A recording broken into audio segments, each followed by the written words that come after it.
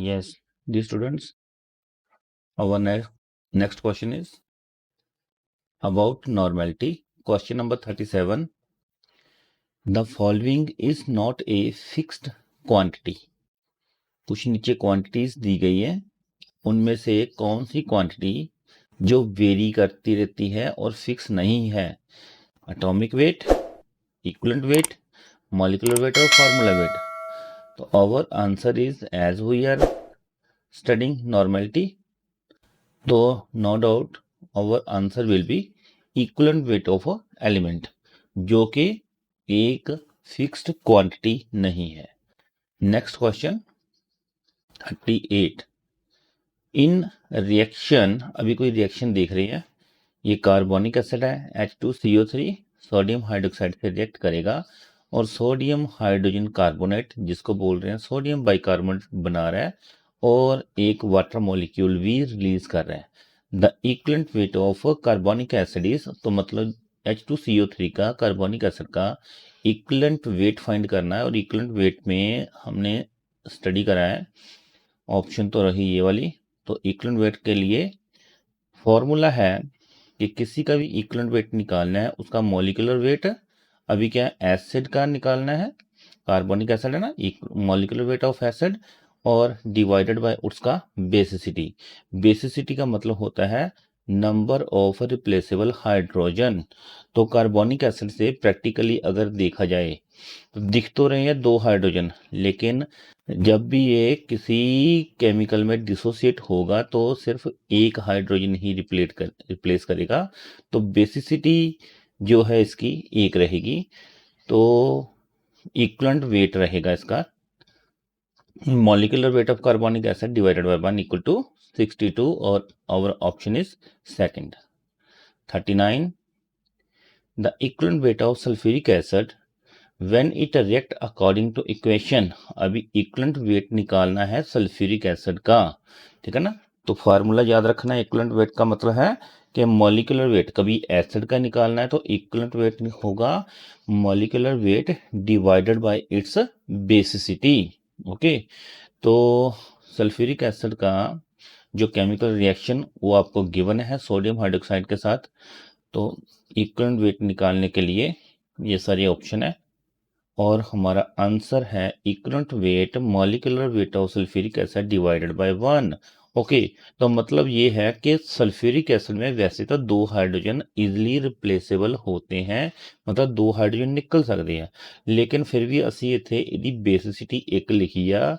ਇਹਦਾ ਕਾਰਨ ਇਹ ਹੈ ਕਿ ਜਦੋਂ ਸल्फ्यूरिक एसिड सोडियम हाइड्रोक्साइड ਨਾਲ ਰਿਐਕਟ ਕਰਦਾ ਆ ਤਾਂ सोडियम हाइड्रोक्साइड का जो OH है, हाइड्रोक्साइड OH, तो ये OH सिर्फ सल्फ्यूरिक एसिड तो एक हाइड्रोजन लेके और H2O बना ਦਿੰਦਾ ਹੈ, ठीक है ना.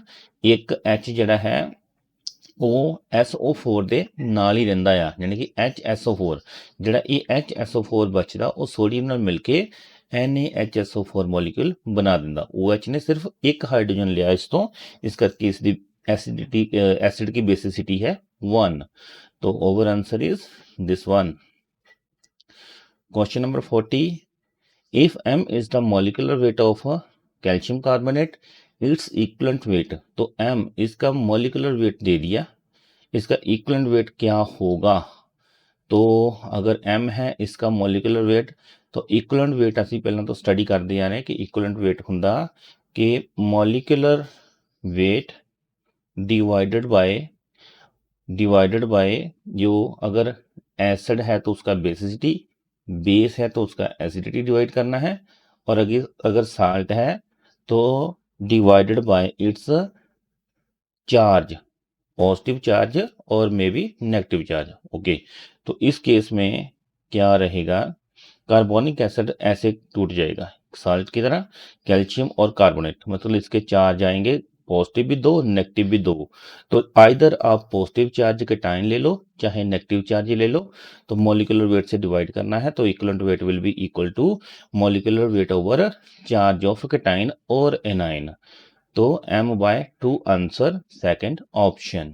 Question number 41. Molecular weight of KMnO4 is M.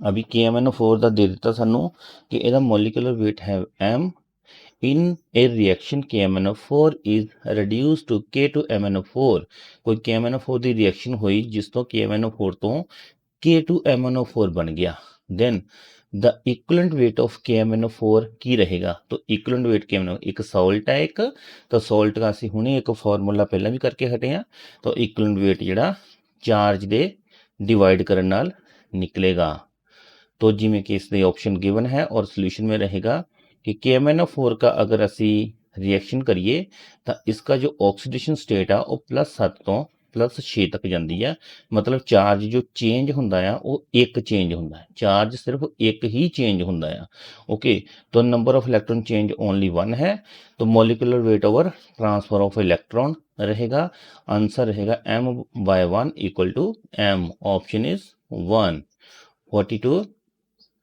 m is molecular weight of FeSO4 its equivalent weight when it react according to equation m molecular weight है जी फेरस सल्फेट का और इसका इक्वलेंट वेट निकालना है इक्वेशन गिवन है तो ऐसे ये वाली इक्वेशन गिवन है ऑप्शन जो है ना वो भी गिवन है ओके तो क्या करना है m is molecular weight okay m तो गिवन है इक्वलेंट वेट और निकालना है इसका तो वो इक्वलेंट वेट होएगा molecular weight over number of electron change okay ferrous इसमें फेरस का ऑक्सीडेशन स्टेट देखना पड़ेगा फेरस जो है इस फार्मूले च फेरस का ऑक्सीडेशन स्टेट देखो कितना आंदा ते जाके इत्थे देखो फेरस तो किस फेरस फॉर्म च चेंज हो रहा तो जो फेरस है वो F2 फॉर्म तो F3 फॉर्म च इस दे विच अगर इसका ऑक्सीडेशन स्टेट देखा जाए कढ़ के देखा जाए तो ये F2 पॉजिटिव आएगा इस स्टेज F3 इलैक्ट्रॉन जो चेंज हो रहा सिर्फ एक इलैक्ट्रॉन चेंज हो रहा एक इलैक्ट्रॉन चेंज होने के नाल मॉलिक्यूलर वेट ओवर चार्ज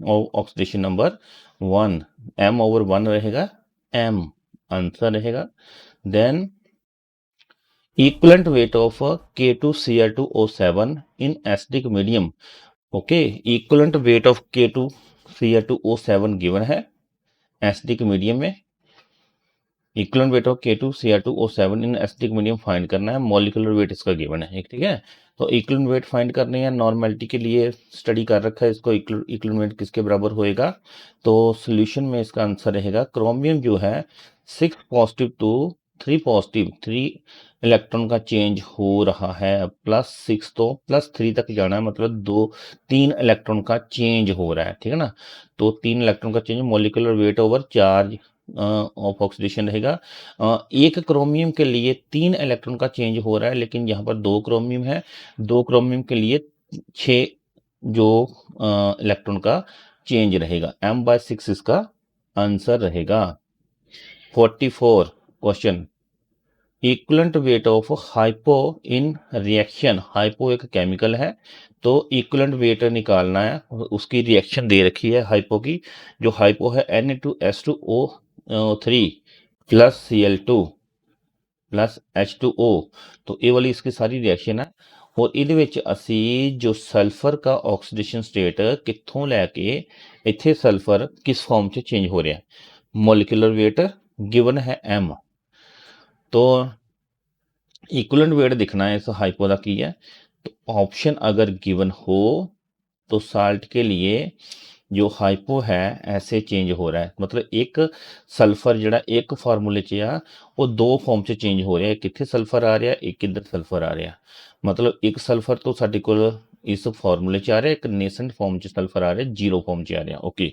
तो इसका मतलब होया ट्रांसफर ऑफ इलैक्ट्रॉन जड़े ना वो 2 हो रहे हैं 2 इलैक्ट्रॉन ट्रांसफर हो रहे हैं तो in oxidation 4 electron lost and in reduction 2 electron gained hence total number of electron ਜਿਹੜੇ ट्रांसफर्ड है वो 2 ਰਹਿਣਗੇ जो कि ये सारा ਜਿਹੜਾ वर्क है सानू ऑक्सीडेशन रिडक्शन +1 वाला लेसन उतों पता लगेगा और equivalent weight molecular weight by 2 electron change और ये वाला इसका आंसर रहेगा then 45 question number molecular weight of Mohr salt is this one molecular weight given है its equivalent weight when it is oxidized by KMnO4 in acidic medium okay दोबारा वही same तरह type का क्वेश्चन आ गया तो सानू equivalent weight ਹੀ find करना है ਜਦੋਂ ਕਿ ਮੋਹਰ ਸਾਲਟ ਦਾ ਮੋਲੀਕੂਲਰ weight ਗਿਵਨ ਹੈ ਮੋਲੀਕੂਲਰ weight ਗਿਵਨ ਹੈ तो एसिडिक मीडियम च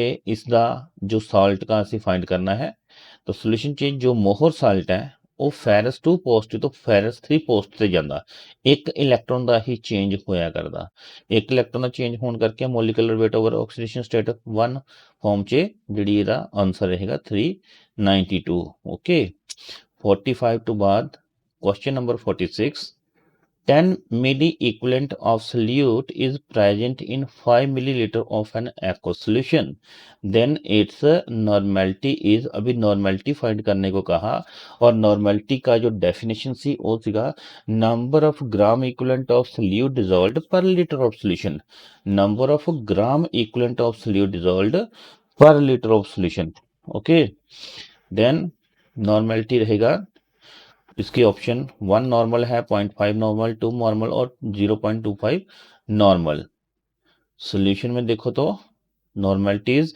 number of mole of equivalent number of अभी मिली में है तो number of mole of equivalent मतलब number of milli equivalent by volume in milli equivalent millilitre ठीक है ना छोटी क्वांटिटी ये है नहीं तो वैसे तो नॉर्मलिटी का वैसे डेफिनेशन है number of gram equivalent of number of gram equivalent या ग्राम mole of solute dissolved per litre of solution लेकिन अभी यो मिली इक्विवेलेंट चे है अगर नंबर ऑफ मोल तो असी number of milli equivalent volume in millilitre तो 10/5 ठीक है ना 10/5 असी कट लिया 5 मिलीलीटर या दोनों छोटी क्वांटिटी जस्ट डिवाइड ही करना 2 नॉर्मल इसका आंसर आ जाएगा then next question 47 10 raised to power minus 3 grams equivalent weight of solute is present in 10 milliliter of solution.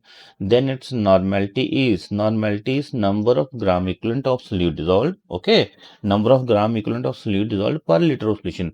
देखो अभी number of gram equivalent of solute dissolved तो दे दिए ये वाले 10 raised to power minus 3 ठीक है ना तो वॉल्यूम ऑफ सोल्यूशन जो इन लीटर में इसको बनाना पड़ेगा ठीक है ना तो क्वेश्चन के ऑप्शन ਜਿਹੜੇ ਹੈ ਉਹ ਸਾਡੇ ਕੋਲ गिवन है और आंसर में ਅਸੀਂ ਕੱਢਾਂਗੇ number of gram equivalent of solute dissolved per litre of solution number of gram equivalent तो गिवन सीगा लेकिन 10 मिलीलीटर का लीटर बनाना तो 10/1000 ऊपर जाकर मल्टीप्लाई हो जाएगा जो कि सॉल्व करके सारा आंसर आएगा 0.1 normal option 1 question number 48 the number of milli equivalent of solute present 10 milliliter of 0.1 normal solutions are number of milli equivalent अभी number of milli equivalent find करना है ओके ठीक है ना नॉर्मेलिटी भी गिवन है नॉर्मेलिटी भी गिवन है वॉल्यूम भी गिवन है जैसे मोलैरिटी के क्वेश्चन करे हैं तो उससे मोलैरिटी गिवन ਹੁੰਦਾ है तो वॉल्यूम गिवन ਹੁੰਦਾ है तो फिर ਅਸੀਂ नंबर ऑफ मोल भी फाइंड कर सकते हैं ਇੱਥੇ ਅਸੀਂ number of milli equivalent find करना है मिली इक्विवेलेंट छोटी क्वांटिटी है तो लीटर च इस वॉल्यूम चेंज नहीं करना पड़ेगा इसको भी छोटी क्वांटिटी च रहने देना है तो जैसे कि ऑप्शन तो गिवन है इसके और जो सोल्यूशन में अगर देखो तो number of milli equivalent is equal to normality into volume वैसे तो नॉर्मेलिटी होता है number of milli equivalent by volume तो वॉल्यूम जाकर नॉर्मेलिटी ना मल्टीप्लाई होएगा तो नंबर ऑफ मिली इक्विवेलेंट साढ़े को आ जाएगा जो कि 0.1 इंटू 10 ना मल्टीप्लाई करके आंसर 1 रहेगा then question number 49 250 milliliter of solutions of sodium carbonate contain 4.25 grams of solute. Its normality is तो normality number of gram equivalent of solute dissolved तो अभी number of gram equivalent of solute निकालने पड़ेंगे तो number of gram equivalent जो निकालने हैं वो ਹੁੰਦਾ आ molecule weight जैसे कि ऑप्शन रहे साढ़े ए वाले बेटा और सोल्यूशन के अंदर दो नॉर्मेलिटी का पूरा फार्मूला तो नंबर ऑफ मॉल इक्विवेलेंट बनाने हैं तो ये होएगा weight by equivalent weight multiply 1000 by volume और आगे normality is number of gram equivalent of solute dissolved per litre of solute तो ग्राम इक्विवेलेंट कड्डण लई हुंदा वेट बाय इक्विवेलेंट वेट ठीक है ना नंबर ऑफ ग्राम इक्विवेलेंट किधर निकलेगा वेट बाय इक्विवेलेंट वेट तो वॉल्यूम नु लीटर च करन लई असीं इस तरीके नाल कर लिया तो इस तरीके नाल साडा वैल्यू पुट करन तो बाद आंसर है weight this one equivalent 53 equivalent find करने पड़ेंगे। इक्वलेंट फाइंड करने ਦੇ ਲਈ ਜਿਹੜਾ ਸੋਡੀਅਮ ਕਾਰਬੋਨੇਟ ਹੈ ਇਸ ਨੂੰ ਸਾਲਟ ਦੀ ਤਰ੍ਹਾਂ ਯੂਜ਼ ਕਰੋ। ਦੇਖੋ ਕਿੰਨੇ ਨੰਬਰ ਪੋਜ਼ਿਟਿਵ ਬਣਦੇ ਆ, 2 ਪੋਜ਼ਿਟਿਵ ਬਣਦੇ ਆ, ਇਹਦਾ ਮੋਲੀਕੂਲਰ weight ਬਾਈ 2 ਕਰਕੇ ਸਾਡੇ ਕੋਲ ਨਿਕਲ ਆਏਗਾ 53 ਆंसर। तो बाकी सारी वैल्यू पुट अप करन तो बाद जो आंसर आएगा 0.32 नॉर्मल। तो जो second option is our correct answer. Question number 50, 3.7 grams of calcium hydroxide is present in 3.7 grams of calcium hydroxide present in 100 milliliter solution। the normality of solution is, अभी normality find करनी है जो कि सानू पता हुंदा number of gram equivalent of solute dissolved per liter of solution। तो number of gram equivalent कढ़ना पड़ेगा सानू कैल्शियम हाइड्रोक्साइड दा, ठीक है ना। तो कैल्शियम हाइड्रोक्साइड दा ग्राम इक्विवेलेंट कढ़न दे लई वेट बाय इसका जो आइन देखना पड़ेगा, कैटाइन और एनाइन किन्ने हैं, जिमें कि सॉल्यूशन के अंदर wait by equivalent weight by normality का इक्वेशन। तो चलो ठीक है, ये हो गया। अभी 3.7 और 37 इक्विवेलेंट वेट ਜਿਹੜਾ 37 निकल के आएगा कैल्शियम हाइड्रोक्साइड ਦੇ ਲਈ। ਇਕੁਇਵਲੈਂਟ weight ਕਿਵੇਂ ਕਰਨਾ ਹੈ ਉਸ ਦਾ ਵੀਡੀਓ ਤੁਹਾਨੂੰ ਮੈਂ ਬਣਾ ਕੇ ਸਾਰਾ ਪਹਿਲਾਂ ਹਰ ਟਾਈਪ ਦੇ ਦੱਸਿਆ ਹੋਇਆ ਕਿ ਅਸੀਂ ਇਕੁਇਵਲੈਂਟ weight ਕਿਵੇਂ ਕਰਨਾ ਹੈ। ਅਗਰ ਉਸ ਵੀਡੀਓ ਨੂੰ ਧਿਆਨ ਨਾਲ ਨਹੀਂ ਸੁਣਿਆ तो ये सानू समझ नहीं आएगा, उसनों अगर एक बार भी ध्यान ਨਾਲ सुनिया तो ये समझ आ जाएगा। तो answer is 1 normal. Then question next is 9.8 grams of orthophosphoric acid is called 9.8 grams of orthophosphoric acid is dissolved in water and the solution is made after 2 liter with distilled water। the normality of solution is, normality find करनी है। तो normality का option given है और normality का जो orthophosphoric acid का formula है ऑर्थो H3PO4 और नॉर्मलिटी है number of weight by equivalent wait, मतलब कि number of gram equivalent, number of gram equivalent निकलेगा वेट बाय इक्विवेलेंट वेट। और वॉल्यूम जो है वो गिवन है लीटर में ही, तो लीटर में चेंज नहीं करने के लिए हमें 1000 से डिवाइड नहीं करना पड़ेगा, ठीक है ना। ऊपर जाके मल्टीप्लाई 1000 नहीं होएगा तो लीटर में ही हो जाएगा, ठीक है। इसको आगे देखो, वैल्यू पुट करेंगे तो 9.8 डिवाइडेड बाय 98/3 मल्टीप्लाई 1/2, 1/2 करने तो बाद 0.15 normal answer. The number of equivalent of HCl in 200 milliliter of 0.1 normal HCl solution is। तो नंबर ऑफ इक्विवेलेंट फाइंड करना है। नंबर ऑफ इक्विवेलेंट के ऑप्शन अगर गिवन है तो नॉर्मलिटी का ही फॉर्मूला लगेगा। तो नॉर्मलिटी ਹੁੰਦਾ है और number of equivalent divided by volume ਹੁੰਦਾ है। नंबर ऑफ इक्विवेलेंट फाइंड करने तो फार्मूले ਨੂੰ ਅਸੀਂ ਇਸ ਤਰ੍ਹਾਂ ਚੇਂਜ ਕਰ ਲਾਂਗੇ और वैल्यू पुट ਕਰਨ ਤੋਂ ਬਾਅਦ ਸਾਡੇ ਕੋਲ ਇਸ ਦਾ ਆਨਸਰ ਆ ਜਾਏਗਾ 0.02। Next question is the volume of water to be added to 10 milliliter of 10 normal HCl solution to make it डेसीमोलर। अब ये डेसीमोलर लिखना चाहिए सी, ठीक है ना। डेसीमोलर का स्पेलिंग थोड़ा सा मिस्टेक होगा, इसको ठीक कर लूंगा मैं। तो volume of water to be added, कितना वॉल्यूम ऐड करें 10 मिलीलीटर में कि उसकी नॉर्मली अगर 10 है तो वो हो जाए डेसीमोलर, ठीक है ना। अभी देखो क्या है मोलैरिटी, कितना पानी डालना है वो देखना है। तो नॉर्मलिटी का इक्वेशन लगेगा, ठीक है ना। तो जैसे मोलैरिटी इक्वेशन इस तरह यही डिल्यूशन दे मोलैरिटी इक्वेशन करे सीगे ते नॉर्मलिटी इक्वेशन भी V1N1 इनिशियल और फाइनल का वैल्यू पुट करेंगे। जिसका नहीं पता N2 का नहीं, V2 N2 पता है, V2 निकालना है तो V2 अपनी साइड रखो और आंसर निकल के आ जाएगा। अभी तो निकला है टोटल वॉल्यूम इतना चेंज हो जाएगा आफ्टर एडिशन, ठीक है ना। लेकिन कितना डाला है 10 मिलीलीटर के अंदर के वो 1000 मिलीलीटर हो गया, उसको माइनस करके देख लो। माइनस करके देखेंगे answer is 990 millilitre. Second option is over answer. Then question number 54, 20 milliliter of 0.1 normal ferrous sulfide solution will be completely oxidized by dash milliliter of 0.05 normal KMnO4 solution in acidic medium। तो question को option अगर देख लिए, लेकिन इसको करना पड़ेगा normality equation के साथ ही इनिशियल एंड फाइनल का वैल्यू पुट करके वॉल्यूम फाइनल फाइंड करना है। तो वॉल्यूम आराम से निकल आएगा, ठीक है ना, 40 मिलीलीटर। द नॉर्मेलिटी ऑफ 0.98, ऐसे ही क्वेश्चन मोलैरिटी के अंदर भी करे हैं, तो नॉर्मेलिटी के लिए भी ऐसे का क्वेश्चन आ सकते हैं। किसी लेबर पर लिखा है 0.98% volume by sorry weight by volume H2SO4, तो इस तो सानू जो भी इंफॉर्मेशन मिलती है उस तो वेट वॉल्यूम निकाल लो और उसके बाद क्वेश्चन करना पड़ेगा। पहले जो ऑप्शन है वो तो ये वाले बन गए।